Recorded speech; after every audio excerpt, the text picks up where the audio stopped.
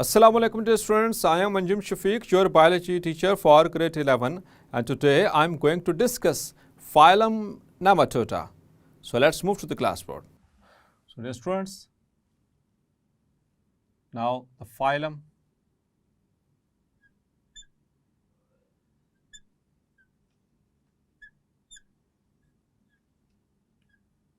Aschelminthes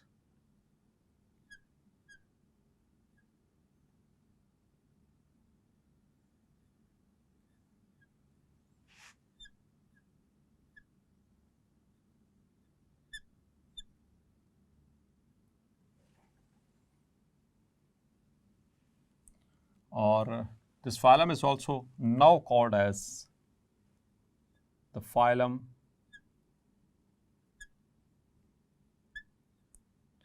Nematoda.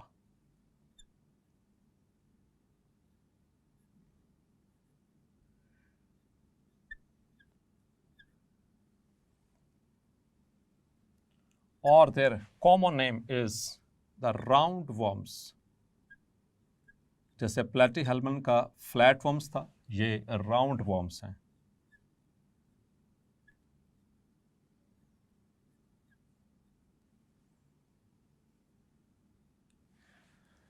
So dear students, actually जो majorly देखा जाए तो शुरू में फाइलम एस्केल्मंथीज ही था. इसके अंडर बहुत सारी डिविजन्स मौजूद थी, जिसमें रोटिफर्स, नेमाटोड्स और इस तरह के बहुत सारे तकरीबन 7 से 8 डिविजन्स थी. लेकिन फिर आहिस्ता आहिस्ता जैसे जैसे टेक्नोलॉजी एडवांस होती गई और उनमें डिफ्रेंसिएशन आती गई, सो अब बीच में जो मेजरली जो ऑर्गेनिजम्स मौजूद हैं वो सिर्फ नेमाटोड्स हैं, नेमाटोडा. इसीलिए अब इसको ऑल्टरनेट वे में फाइलम नेमाटोडा भी कहते हैं. ठीक है, एस्केल्मंथिस भी कहते हैं या फिर नेमाटोडा भी कहते हैं, तो सेम नेम. क्लियर? सो इसमें अपने परेशान नहीं होना. So first of all dear students, हम बात करेंगे कि ये तो ट्रिप्लोब्लास्टिक एनिमल्स हैं. क्योंकि हम डिस्कस ही कर रहे हैं ग्रेड बायलेट्रिया, और ग्रेड बायलेट्रिया में ट्रिप्लोब्लास्टिक सारे होते हैं. और उसमें फिर हमने बॉडी कैविटी के बिहाफ के ऊपर हमने जो है वो डिस्क्रिमिनेशन की थी कि बॉडी कैविटी के बिहाफ के ऊपर या तो एसिलोमेट्स होंगे या सूडोसिलोमेट्स होंगे या फिर सिलोमेट्स. तो एसिलोमेट में हमने एक फाइलम डिस्कस कर लिया, उसमें एक ही फाइलम है, दैट इज़ फाइलम प्लेटीहेल्मिन्थ्स यानी कि फ्लैटवर्म्स. और अब दूसरी बारी है that is of the pseudocoelomates, उसमें भी एक फाइलम है जो कि हमने डिस्कस करना है, that is the phylum nematoda. Clear? So they are triploblastic.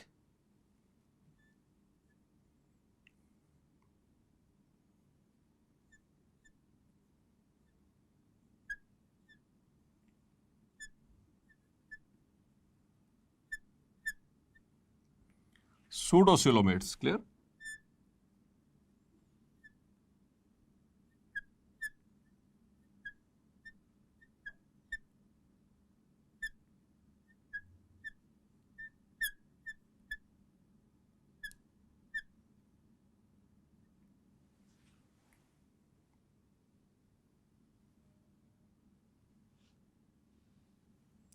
The triploblastic pseudosilomates. तो पहले आते हैं ज़रा इसके लिटरल मीनिंग की तरफ. ये basically it's a Greek word nematoda. It's a combination of 2 Greek words.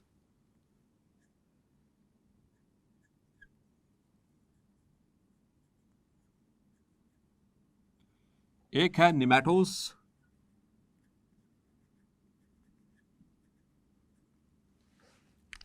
Meaning thread, like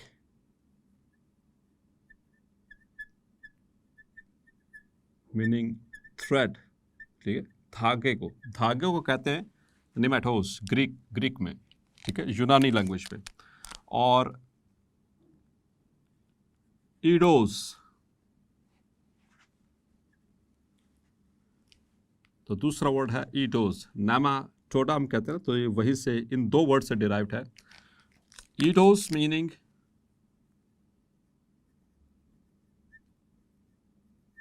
form, meaning form. तो थ्रेड फॉर्म, धागे की तरह के, रेशे की तरह के. तो ये दिखने में एनिमल्स बिल्कुल रेशे की तरह के ही होते हैं, धागे की तरह के होते हैं. ये थोड़ा सा इंपॉर्टेंट और इंटरेस्टिंग फाइलम भी है, इसलिए इसको ज़रा गौर से सुनिएगा.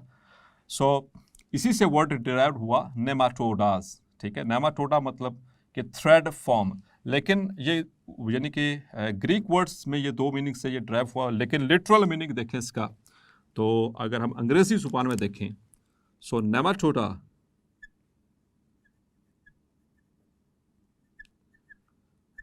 Means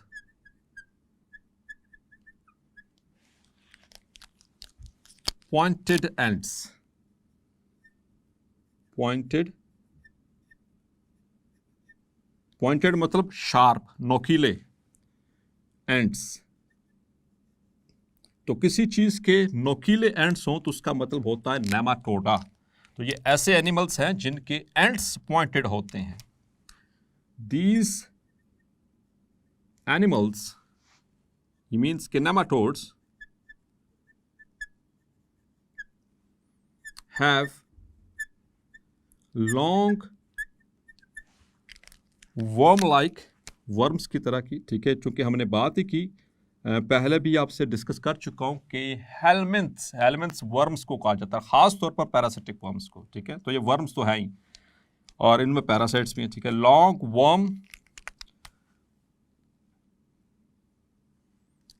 worm like body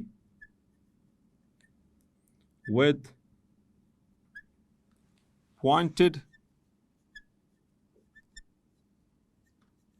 ends, ठीक है, इसके पॉइंटेड एंड्स हैं। यहां पे देखिएगा इस तरह से,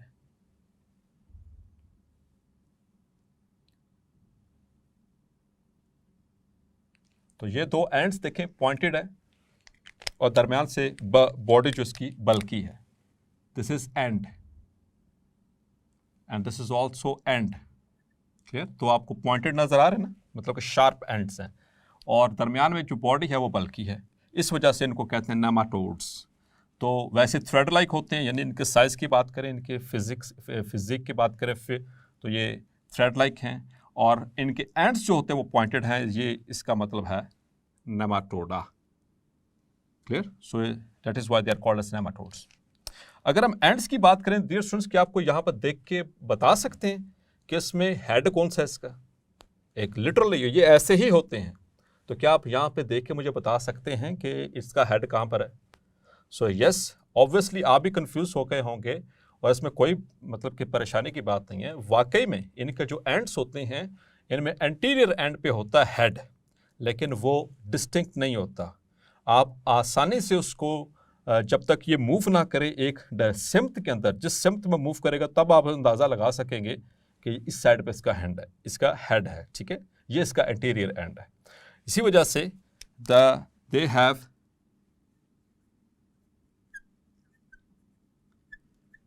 anterior and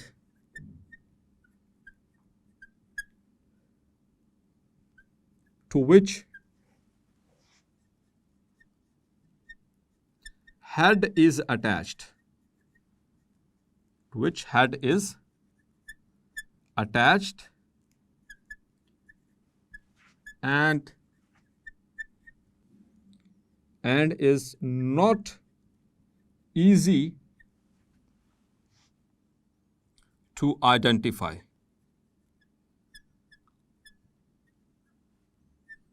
The head end, कि किस एंड पे इसका हेड है, क्लियर। नॉट इजी, हो जाता है लेकिन इतना आसान नहीं है जैसे कि मैंने आपसे जिक्र किया। और एंड ऑल्सो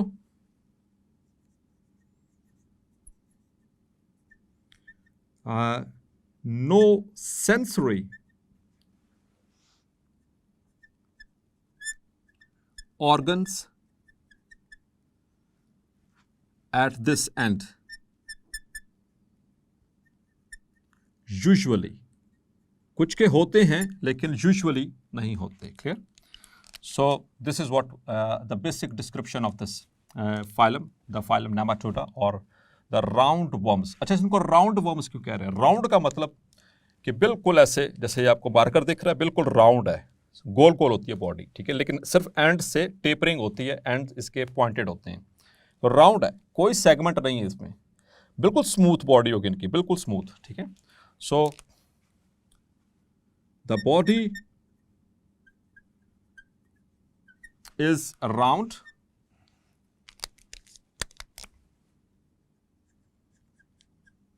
and unsegmented, कोई सेगमेंट इसमें नहीं है।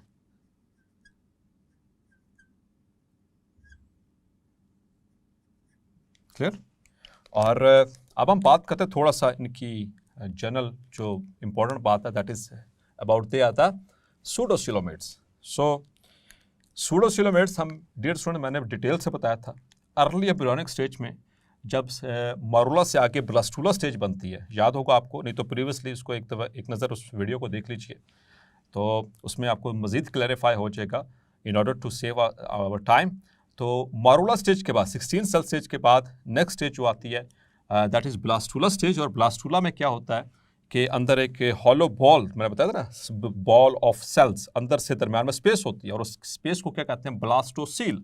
तो अभी तक तो जर्मिनल लेयर्स भी नहीं बनी, तो इनके अंदर जो बॉडी कैविटी है वो वहीं से डिराइव होती है, मीजोडर्म से डिराइव नहीं होती। चूंकि मीजोडर्म से डिराइव नहीं हो रही, ट्रू सीलोम नहीं है, इसी वजह से इनको कहते हैं pseudocoelomates, false coelom, false body cavity. Clear?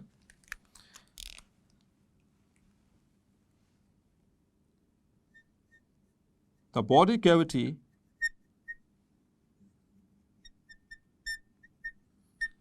is derived, और बॉडी कैविटी क्या होती है डियर स्टूडेंट्स, बारहा बार बता चुका हूँ, जो एक दफ़ा दोबारा से रिवाइज करवा देता हूँ।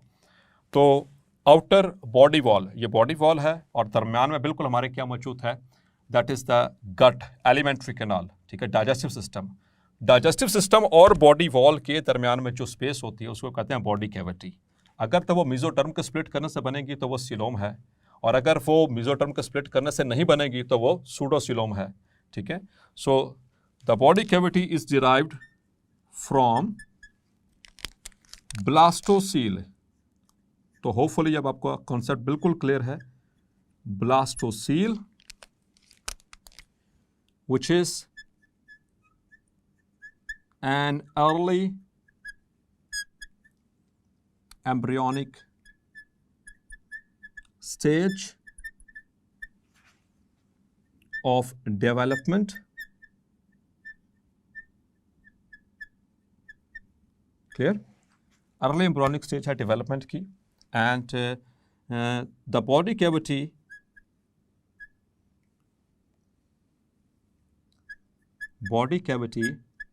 is not derived from mesoderm, so that's why it is called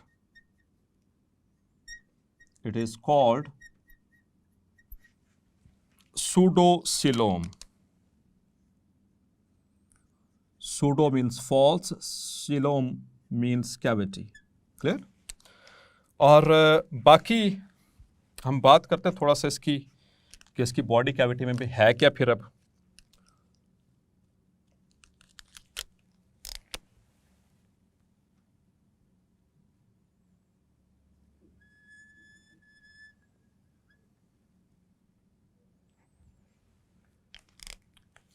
So the body cavity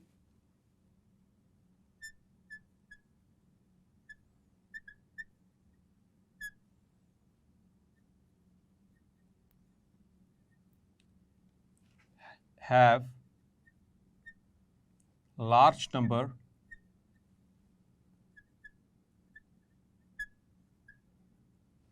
of vacuolated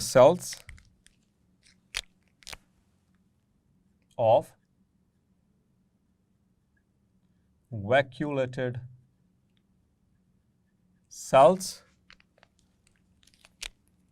filled with proteinaceous material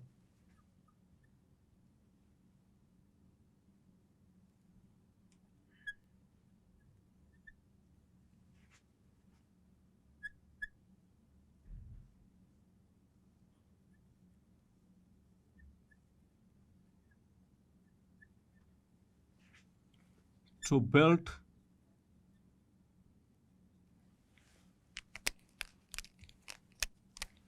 high hydrostatic pressure. Clear? Which serves as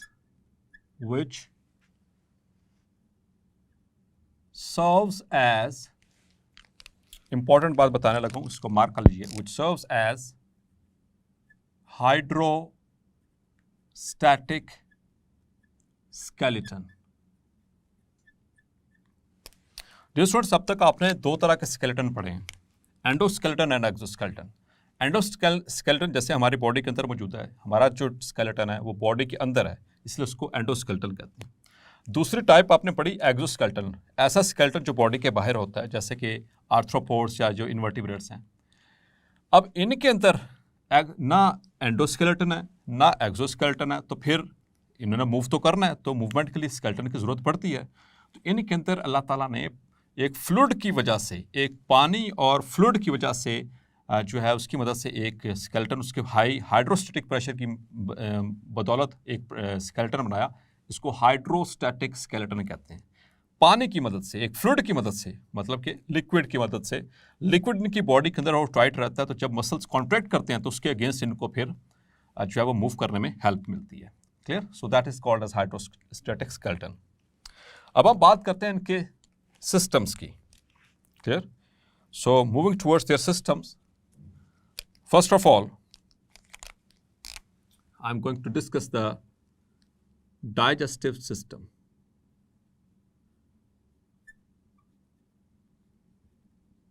Digestive system. तो dear students, इनका digestive system अल्लाह ताला ने बड़ा fit बनाया. ठीक है?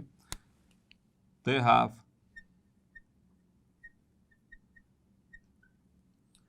well developed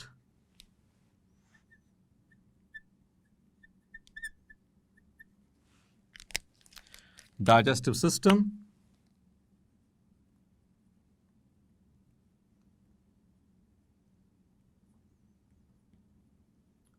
It serves as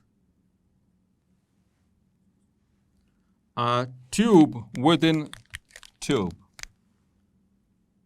Tube within tube type.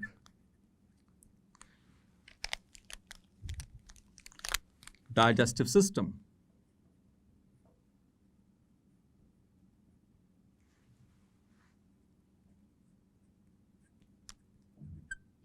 इसके दो एंड्स हैं. It has two ends.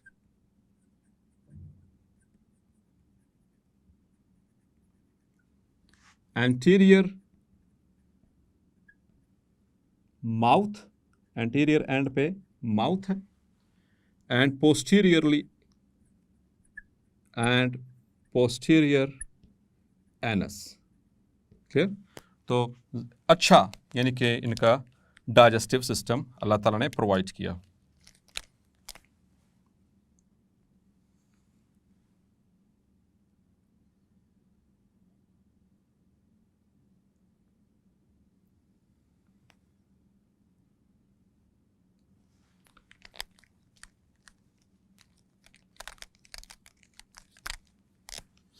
So here is the mouth and pharynx, esophagus, और उसके बाद ये इंटेस्टाइन, और एंड तक ये जा रहा है. And here is opening anus. तो अब देखें, इसकी बॉडी खुद से पहले क्या ट्यूब, और इनका डाइजेस्टिव सिस्टम फिर ट्यूब के अंदर एक और ट्यूब. इस वजह से कहते हैं tube with in tube type digestive system.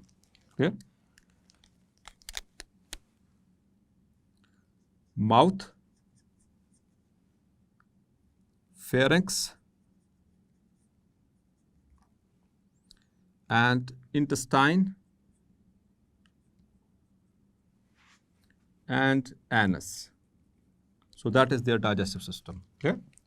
Now another system is there, that is the nervous system. Nervous system. तो नर्वस सिस्टम भी बड़ा ज़बरदस्त बनाया अल्लाह ताला ने इनका, ठीक है। और have nerve ring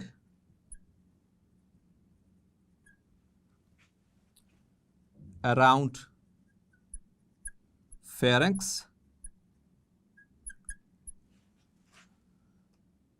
to longitudinally running nerve cords, उसमें एक है dorsal and ventral nerve cord and lateral, तीसरी जो टाइप है that is lateral nerve cords, उनकी तादाद थोड़ी ज़्यादा होती है। So that is their nervous system. Clear? तो इसको भी मैं ड्रॉ कर देता हूँ फॉर योर ईज।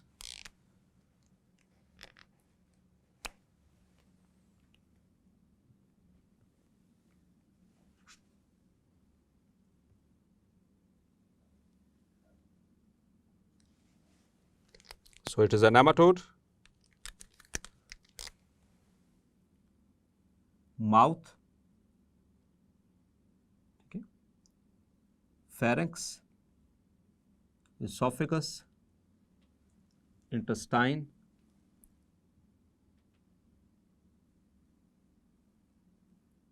anus। तो ये तो इसका हो गया डाइजेस्टिव सिस्टम जो मैंने पहले ऊपर ड्रॉ किया। अब इसी क्योंकि इसी से रिलेटेड इनका नर्वस सिस्टम, तो नर्वस सिस्टम में ये रहा pharynx. So this is mouth और ये फेरिंक्स। फेरिंक्स के गिर्द मौजूद है एक रिंग ऑफ गैंग्लिया जो कि आगे की तरफ भी प्रोसीड करेगा, माउथ की तरफ भी, और यहीं से दो नर्व कॉर्ड्स निकल रही हैं, ये वाली जो मैं ब्लू में ड्रॉ कर रहा हूं, एक ऊपर को एक नीचे को।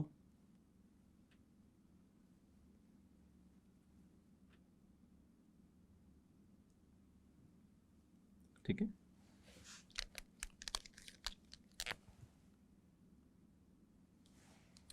और फिर इसी तरह से कुछ यहां पर अलॉन्ग सर्कमफ्रेंस नर्व कॉर्ड्स। ठीक है, so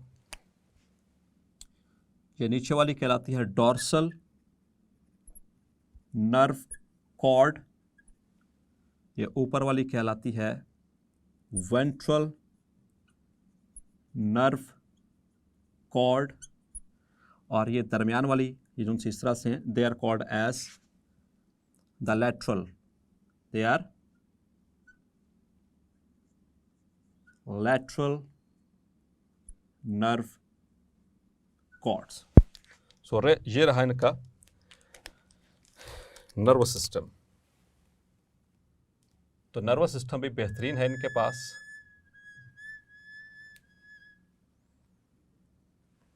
now the excretory system,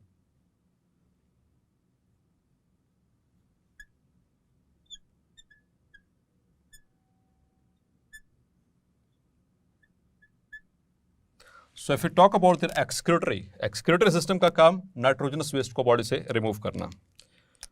so they have excretory ducts, दो excretory ducts हैं इनके पास, two longitudinally running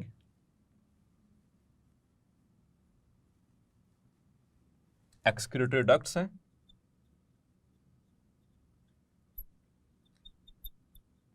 which join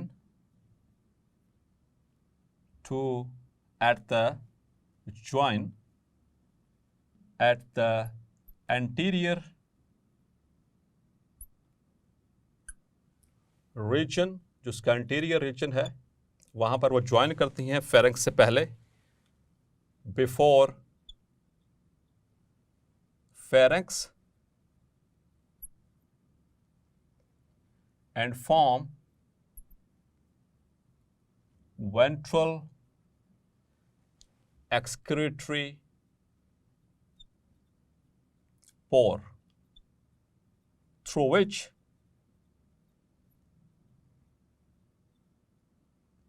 the waste is removed. यहाँ से जो नाइट्रोजनस वेस्ट और मेटाबॉलिक वेस्ट वो रिमूव कर दिया जाता है. सो देयर इज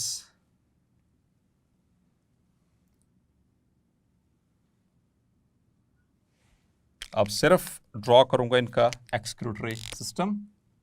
तो लॉन्गिट्यूडनली रनिंग एक ऊपर की तरफ और एक नीचे को, डॉर्सल एंड वेंट्रल. यहाँ पर ये जाकर ज्वाइन करती हैं और बाहरी की तरफ खुलेंगी एक सुराख के जरिए. ये वेंट्रल सरफेस, ऊपर वाले dorsal surface. Clear? So this is dorsal excretory duct and this one is ventral excretory duct. and यहाँ पर इनका यूनियन हो रहा है, ये यहाँ पर ज्वाइन कर रही हैं बिफोर द फेरेंक्स. इसी के यहाँ पर फेरेंक्स है, फेरेंक्स से थोड़ा सा पीछे. और ये है जी, दिस इज excretory pore जो कि वेंट्रली लोकेटेड है. तो इस तरह से पूरी बॉडी से वेस्ट कलेक्ट होकर यहाँ पर इस डायरेक्शन में आएगा और इस एक्सक्रीटरी पोर जो कि एंटीरियर रीजन, एंटीरियर एंड की तरफ मौजूद है, वहाँ से वो रिमूव कर दिया जाएगा. Clear? So this is their excretory system. Now if you talk about their respiratory system,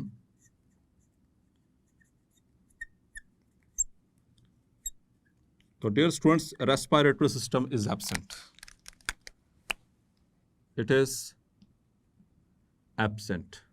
ये नहीं है इनके अंदर. तो फिर गैशियस एक्सचेंज कैसे होगा? द गैशियस एक्सचेंज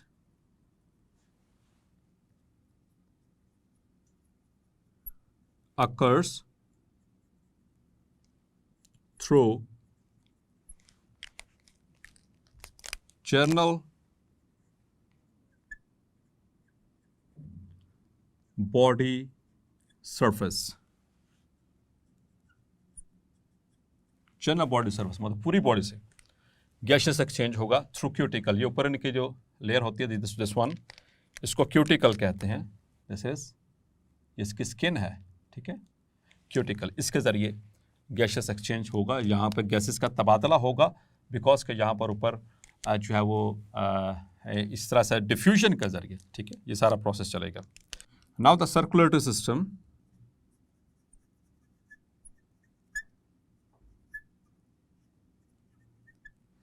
तो सर्कुलेटरी सिस्टम इनके अंदर एब्सेंट है. It is absent. क्लियर? तो फिर इनकी बॉडी में के दरमियान एक जस्ट फ्लूइड होता है, ठीक है, जैसे मैंने आपको बताया था, उसी के ज़रिए सारा कुछ प्रोसेस चलेगा. और sensory organs at the end papilla इनके मौजूद होते हैं. हेड के नीचे वाले सरफेस पे papilla. So these are the sensory organs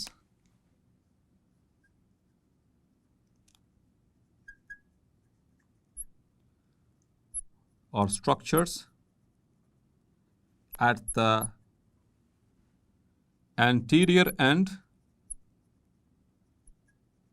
and ventral surface. Anterior and और वेंट्रल सरफेस पे ये इसके पेपिला मौजूद होते हैं. मीन्स के इस जगह के ऊपर जो कि सर्व करती हैं थोड़ी सी सेंसेशन को और हेल्प करते हैं इनकी आगे लोकोमोशन में और बाकी एतबार के साथ. Now the reproductive system.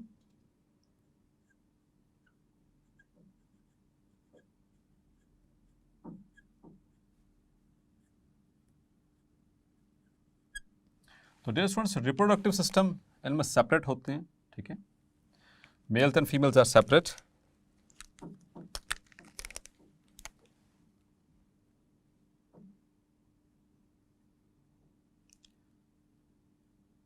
The sexes are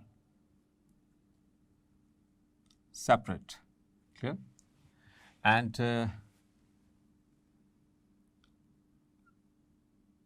they possess gonads. इनके पास gonads मौजूद होते हैं. That is male having testes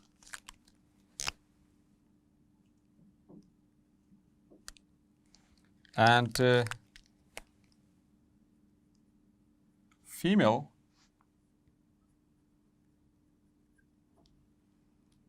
having ovaries. और बाकायदा तौर पर डिफरेंट इनके अंदर एक मुकम्मल जैसे कि रिप्रोडक्टिव सिस्टम होता है, इनके अंदर वो मौजूद होता है.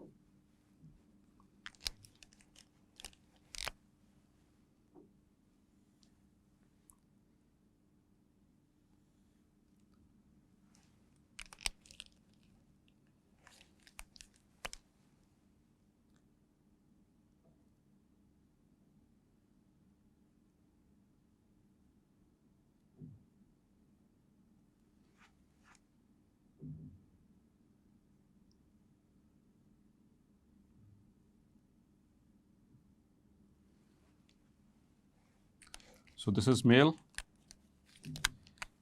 and it has a testis and the vas deferens, यानी कि sperm duct, and the seminal vesicles, ये इनकी seminal vesicle है जिसमें sperms जो होते हैं वो स्टोर भी होते हैं. क्लियर? और एट द एंड ये क्लोएका के साथ मिलकर के यहाँ से स्पर्म्स होते हैं वो रिलीज होते हैं. And as far as the females are concerned,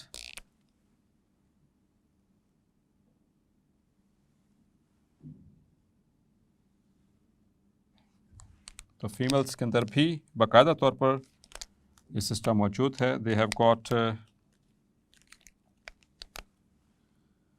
the ovary and the oviduct, then there is uterus, and after that there is genital pore. ये genital pore है इनका, जहाँ से ये ओवा रिलीज करेंगे.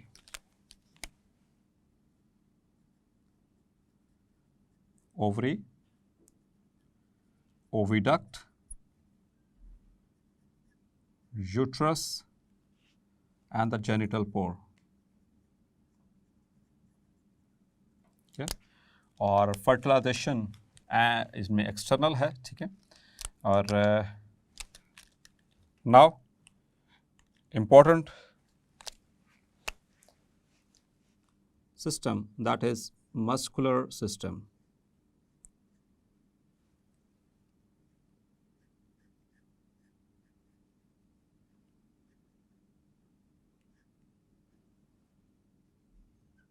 Muscular system. तो डियर स्टूडेंट्स, इम्पॉर्टेंट बात है, याद रख लीजिए. एंट्री टेस्ट में ये बातें सारी काम आनी है आपके, और बोर्ड एग्जाम्स में तो आएंगी.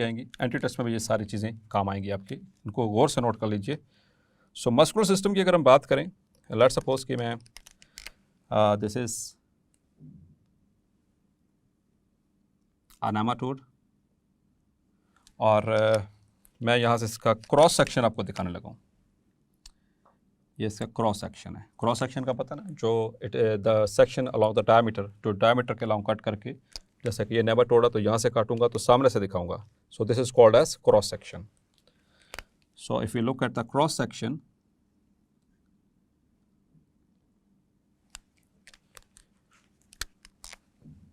यहाँ पर मैं ड्रॉ करने लगा इसका क्रॉस सेक्शन, और हेयर ये सिर्फ पीछे वाला रिमेनिंग पार्ट. तो इसके पास दो तरह के मसल्स हैं.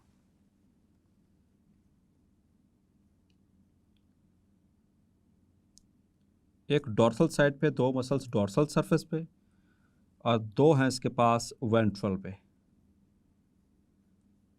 ठीक है, ये देख सकते हैं आप इस तरह से। और ये इसी तरह से लॉन्गिट्यूडनली रनिंग है, ऐसे लॉन्गिट्यूडनल मसल हैं सारे, लाइक दिस। तो ये मैंने क्रॉस सेक्शन इसलिए दिखाया आपको। तो डियर स्टूडेंट्स, ये ऊपर ये 2 मसल्स हैं, ये जो नज़र आ रहे हैं आपको, ये वाले, इनको कहते हैं, दिस आर डॉर्सोलैटरल मसल्स। तो कितने हैं डियर स्टूडेंट नज़र आ रहे हैं आपको यहाँ पर? 2। तो 2 डॉर्सोलैटरल, और इसी तरह से यहाँ पर नीचे 2 ही हैं वेंट्रोलैटरल, वेंट्रोलैटरल मसल्स। और याद रहे कि ये लॉन्गिट्यूडनल मसल्स हैं। ठीक है,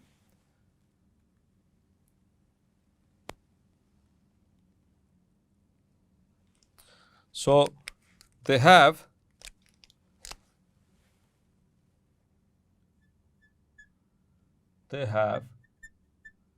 two longitudinally running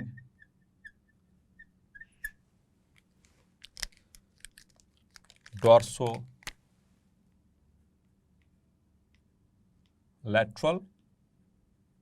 and ventrolateral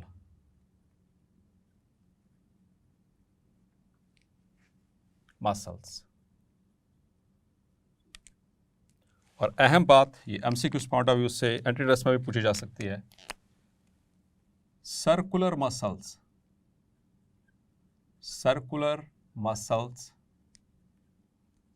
are absent. इसमें सर्कुलर मसल्स नहीं होते, इंपॉर्टेंट बात है। ठीक है, इसको मार्क कर लें प्लीज। और फिर इनमें फिर लोकोमोशन किस तरह से होगी?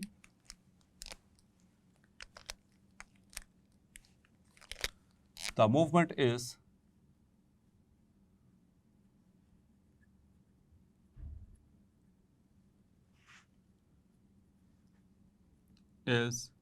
undulating। फिर अंडुलेटिंग मूवमेंट है। अंडुलेट मूवमेंट क्या होती है? तो अंडुलेटिंग एंड ऑलवेज डॉर्सोवेंट्रली। चूंकि मसल्स डॉर्सोवेंट्रल हैं तो मूवमेंट भी क्या होगी? डॉर्सोवेंट्रल होगी। As circular muscles are absent. Clear? So इस वजह से अब ये अंडुलेटिंग मूवमेंट क्या है डियर स्टूडेंट, इसको समझिए ज़रा। तो आपने कभी सांप को कभी तेज़ी से भागते हुए देखे? तेज़ी से, तो वो इस तरह से जैसे मूव करते हैं ना, ऐसे एस शेप पे, इस तरह से, इसे कहते हैं अंडुलेटिंग, वेव लाइक मूवमेंट। तो ये इस तरह से मूव करेगा, देखिएगा इस तरह से, वेव्स की शक्ल में। So this is called as undulating. तो चूंकि इसके पास सिर्फ डॉर्सोवेंट्रल मसल्स हैं, तो इस तरह से ये स्प्लैश करेंगे, और इस तरह करने से ये वेव ऐसे बनेगी, और from anterior to posterior and ये इस तरह से मूव करती जाएगी वेव, और एस मैनर में, एस रिगल के अंदर ये ऐसे मूव करेंगे, जैसे इस तरह से वेव्स बनती हैं। तो इसे कहते हैं undulating movement. Clear? So this is their movement. Dear students, इसकी इंपॉर्टेंस काफ़ी इंपॉर्टेंट है। ठीक है, इसको याद रखना आपने, MCQs short question point of view से, एमट्रू टेस्ट पॉइंट ऑफ व्यू से, इंपॉर्टेंट चीज़ अभी आपसे डिस्कस करने लगा हूँ, that is the importance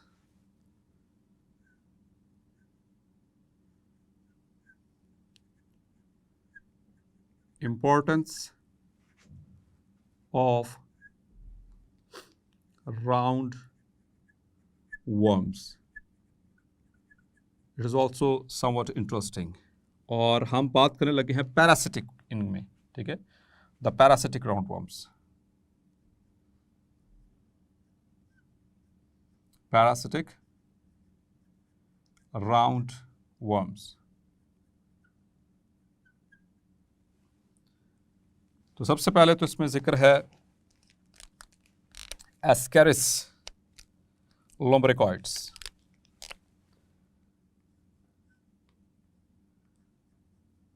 Ascaris lumbricoids, scientific name underline, ठीक है। ये बेसिकली इंटेस्टाइनल पैरासाइट है ह्यूमंस का, याद रखिएगा। It is intestinal parasite of humans. तो वहाँ से ब्लड सक करना इसका काम है, बनी बनाई खुराक को, और कमज़ोर कर देना इसका काम है, ठीक है। खुद ये पलेगा और जो ह्यूमन है उसको ये नुकसान पहुंचाएगा। Next is रेपिडाइटिस। रेपिडाइटिस, तो डियर स्टूडेंट्स, ये भी एक राउंड वर्म है। It causes otitis, it causes otitis externa. Otitis कहते हैं कान की इन्फ्लेमेशन को, ईयर्स की इन्फ्लेमेशन को, ठीक है। और एक्सटर्ना मतलब कि आपने पढ़ा था कि ईयर के 3 पार्ट्स होते हैं, एक्सटर्नल, मिडल एंड इनर। तो जो एक्सटर्नल ईयर है उसकी इन्फ्लेमेशन को कहते हैं ओटाइटिस एक्सटर्ना। सो आमतौर पर ये कॉज करेगा रेपिडाइटिस, ठीक है। और ये आमतौर पर इसके ये मिट्टी के अंदर, सॉइल के अंदर, इस तरह की ऑर्गेनिक मैटर के अंदर ये मौजूद होता है। Now another important one is Enterobius vermicularis. Scientific name underline करना है, और इसका कॉमन नेम भी याद रखना है, पिन वर्म कहते हैं इसको, पिन वर्म। पिन का मतलब जैसे छोटे छोटे पिन्स होते हैं, पिन साइज होता है, ये वाइट कलर का होता है। And it is present. ये बेसिकली प्रेजेंट का मतलब होता है कि इन सॉइल यूजुअली वहाँ पर मौजूद होता है। एंड जो बच्चे मट्टी खाते हैं ना, मट्टी, इसी के अंदर इसके एग्स होते हैं इसके, और वहीं से ये फिर बॉडी के अंदर एंटर होता है इंसानों में, ख़ास तौर पर बच्चों के अंदर, ख़ास तौर पर बच्चे जो बच्चे मट्टी खाते हैं उनके अंदर। एंड रिजाइड्स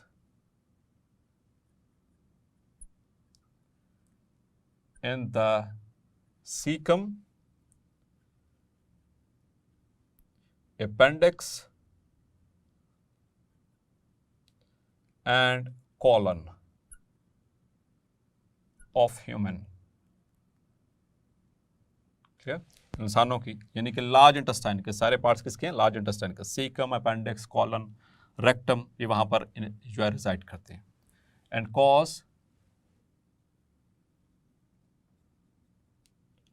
इन्फ्लेमेशन, वहाँ पर एरिया जो मेम्ब्रेन्स जिसके साथ अटैच होते हैं, they cause inflammation, clear.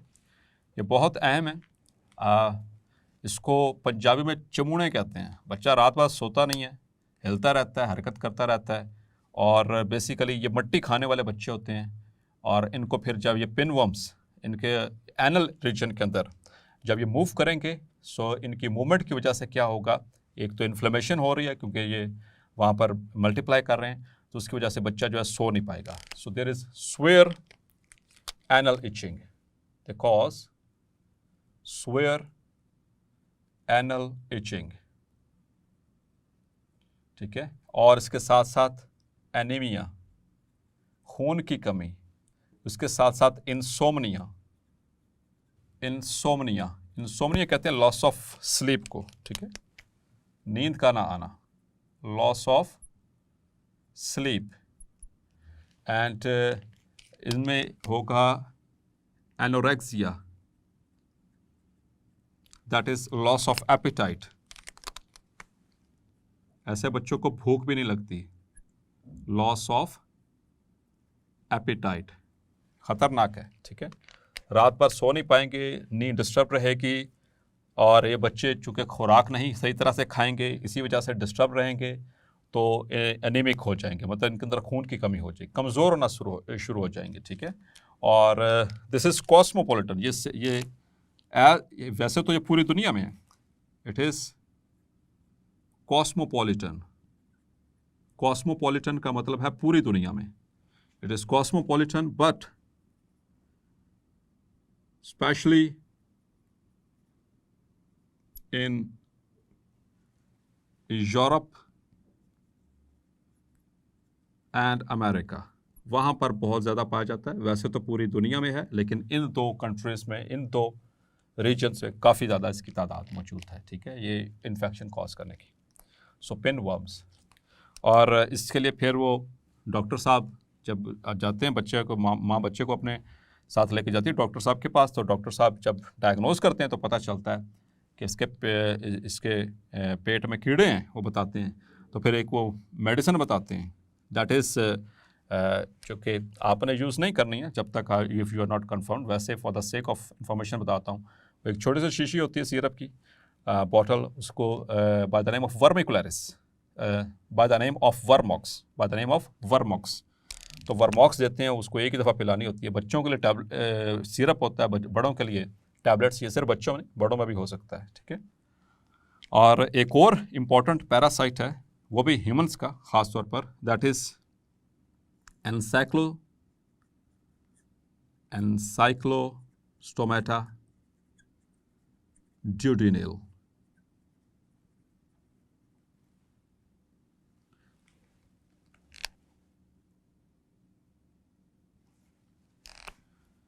That is ancylostoma duodenale, नाम से ज़ाहिर ड्यूडेनल, ड्यूडेनम से, ठीक है, यानी कि इंटेस्टाइन। तो ये भी काफ़ी हद तक इम्पॉर्टेंट है डियर स्टूडेंट्स। ये इसकी वजह इम्पॉर्टेंट इन द सेंस कि इसमें भी बहुत कमज़ोरी हो जाती है। और ये this worm attaches to intestine, वो लार्ज इंटेस्टाइन में, और ये ख़ास तौर पर स्मॉल इंटेस्टाइन में, ठीक है, स्मॉल ड्यूडेनल की बात हो रही है। विद हुक्स के ज़रिए ये अटैच होता है and secrete anticoagulant,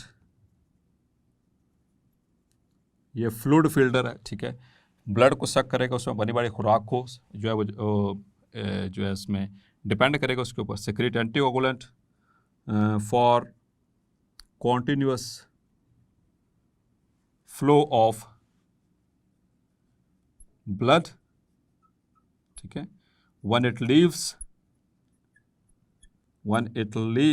जब ये वहाँ से निकलेगा, तो हुक जब निकलेगी, it starts bleeding, तो वहाँ पर क्या होगा, ब्लीडिंग, वहाँ से खून निकलना शुरू हो जाएगा, और उसकी वजह से बच्चे को कमज़ोरी हो जाएगी, ठीक है, और इसमें भूख नहीं लगेगी, और फिर इस तरह से बच्चे जो हैं ये बीमार होंगे, सेहतमंद नहीं होंगे, दिन ब दिन कमज़ोर होते जाएंगे। वो आपने मलापा का नाम सुना, मलापा, वो यही होती हैं बेसिकली, ये जो पेट के कीड़े, ये बड़े बड़े, ये 1 मीटर तक बड़े हो सकते हैं, ठीक है, 1 मीटर तक, ठीक है, माइक्रोस्कोपिक भी हैं और ये मैक्रोस्कोपिक, 1 मीटर तक लंबे हो सकते हैं, इंटेस्टाइन पूरे के अंदर ऐसे फैल सकते हैं। So we have to take care of them. ये आमतौर पर जो है ये मिट्टी के अंदर ज़्यादातर मौजूद होते हैं। सो डियर स्टूडेंट्स, होपफुली आज का लेक्चर भी आपको क्लैरिफाई हो गया होगा। मिलते हैं नेक्स्ट लेक्चर में और डिस्कस करेंगे फाइलम एनालिटा। तब तक अपना ख्याल रखिएगा। अल्लाह हाफिज़।